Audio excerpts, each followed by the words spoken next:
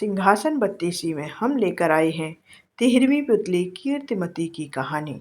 अब तक हमने 12 पुतलियों की कहानी आपको बता दी है, तो अगर आप देखना चाहते तो हमारे प्लेलिस्ट में सिंहासन बत्ती में आप देख सकते हैं। चलिए जानते हैं आज की कहानी। एक दिन राजा विक्रमादित्य ने अपने महल में एक भव्य भोज का आयोजन किया। उस भोज में बहुत से विद्वान, ब्राह्मण, व्यापारी और दरबारी आमंत्रित थे। भोज के दौरान चर्चा छिड़ी कि इस दुनिया का सबसे बड़ा दानी कौन है। सभी ने एक स्वर में कहा कि महाराज विक्रमादित्य सबसे बड़े दानवीर हैं। राजा यह सुनकर मुस्कुराए, लेकिन तभी उन्होंने देखा कि एक ब्राह्मण चुप बैठा है। उसके चेहरे से लग रहा था कि वह इस बात से सहमत नहीं है। राजा ने उससे कारण पूछा। ब्राह्मण पहले तो डर गया और बोला, महाराज, अगर सच बोलूं तो आप नाराज हो जाएंगे और झूठ बोलूं तो पाप लगेगा। राजा ने उसकी ईमानदारी की सराहना की और कहा, निर्भय होकर सच बोलो।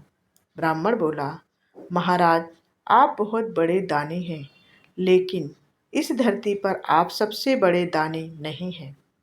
समुद्र पार एक राज्य है जिसके राजा की कीर्तध्वज की कीर्तध्वज हर दिन 1 लाख स्वर्ण मुद्राएं दान किए बिना अन्न जल ग्रहण नहीं करते।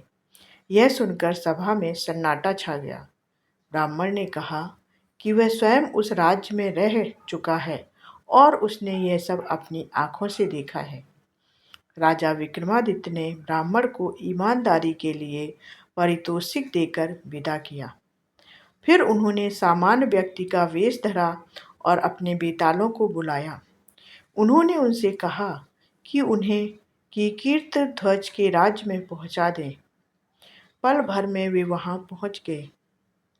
महल के द्वार पर जाकर विक्रमादित्य ने स्वयं को उज्जैनी का एक साधारण नागरिक बताया और कहा कि वे राजा कीर्तिध्वज से मिलना चाहते हैं। मिलने पर उन्होंने कहा कि वे नौकरी की तलाश में हैं। कि कीर्तिध्वज ने पूछा, तुम कौन सा काम कर सकते हो? विक्रमादित्य ने उत्तर दिया, जो कोई नहीं कर सकता वह काम मैं कर सकता हूँ। यह सुनकर कि कीर्तिध्वज ने उन्हें द्वारपाल बना दिया। विक्रम ने देखा कि राजा सचमुच हर दिन 1 लाख स्वर्ण मुद्राएं दान करता है और तब ही भोजन करता है। उन्होंने यह भी देखा कि हर शाम राजा अकेले कहीं जाता है और लौटते समय सोने से भरी थैली लेकर आता है। एक दिन विक्रम ने छिपकर उसका पीछा किया। उन्होंने देखा कि राजा समुद्र में स्नान करता है, फिर एक मंदिर में जाकर देवी की मूर्ति की पूजा करता है और फिर खौलते तेल की कढ़ाई में कूद जाता है।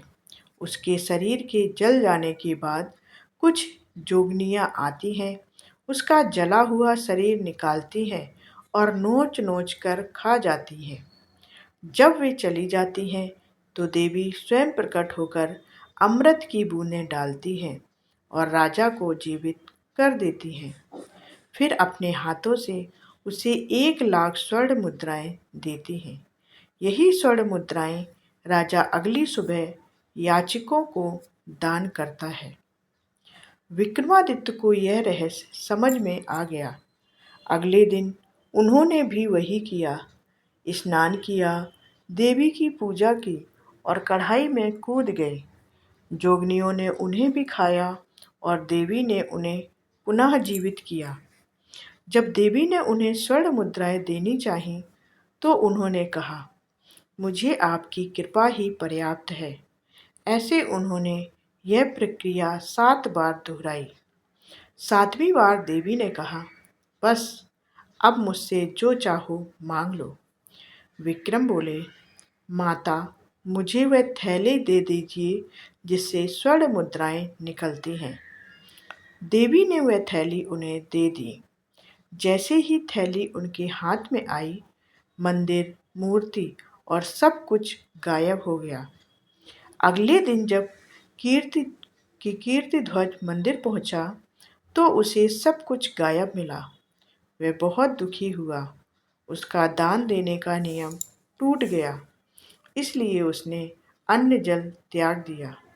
धीरे धीरे उसका शरीर कमजोर पड़ गया। जब विक्रमादित्य ने यह देखा तो वे उसके पास गए और कारण पूछा कि कीर्तिध्वज ने सब कुछ बताया। तब विक्रम ने मुस्कुराते हुए देवी की वह थैली उसे लौटा दी और कहा, राजन, आपको रोज अपनी जान गंवाते देख मेरा मन द्रवित हो गया, इसलिए मैंने यह थैली देवी से मांग ली थी। राजा की कीर्तिध्वज यह सुनकर भावुक हो गया और बोला, महाराज, आप सच में धरती के सबसे बड़े दानी हैं। आपने वह चीज दान कर दी जो देवी की कृपा से मिली थी, जैसे वह कोई साधारण वस्तु हो। इस प्रकार विक्रमादित्य ने फिर साबित किया कि सच्चा दान वही है जो बिना स्वार्थ, बिना लालच और निस्वार्थ भाव से किया जाए। तो अगली कहानी के लिए हमारे चैनल को सब्सक्राइब कर लें और हमारे विक्रम सिंहासन बत्तीसी की सारी कहानियाँ आप देखते रहें और सुनते रहें। धन्यवाद।